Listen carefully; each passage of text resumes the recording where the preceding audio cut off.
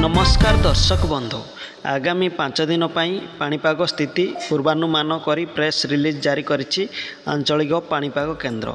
तेबे आज राज्य में अनेक स्थान में प्रबल वर्षा घड़घड़ी सह कालबैशाखीर संभावना रही। तेणु विभिन्न जिला को ऑरेंज और येलो वार्निंग जारी करी यही समय सतर्क रहिबा को परामर्श देइछि पाणीपाग केन्द्र।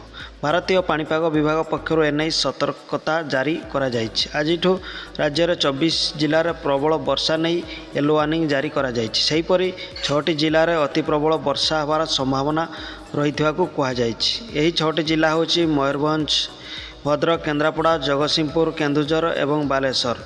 जुलाई 17 तारीख पर्यंत अनेक जिले में येलो वार्निंग जारी कराई पाणीपाग विभाग तरफ।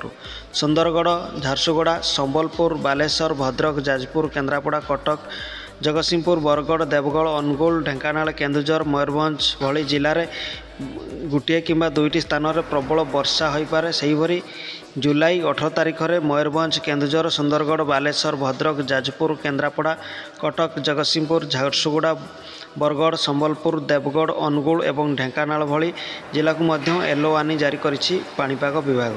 यह सबु जिले में गोटे किंबा 2टी स्थान में प्रबल वर्षा घड़घड़ी सह झटका पवन 30 ରୁ 40 किलोमीटर घंटा प्रति हेबो बोली संभावना रही बोली आंचलिक पाणीपाग केन्द्र पूर्वानुमान करिछि। तेबे वर्तमान 2-4 दिन बा 5 दिन प्रबल अति प्रबल वर्षा रही वर्तमान बड़ सूचना आसी। तेज दर्शक बंधु एमती लेटेस्ट अपडेट पाइबा वीडियो को लाइक, कमेंट, शेयर करूँ और चैनल को सब्सक्राइब करूँ।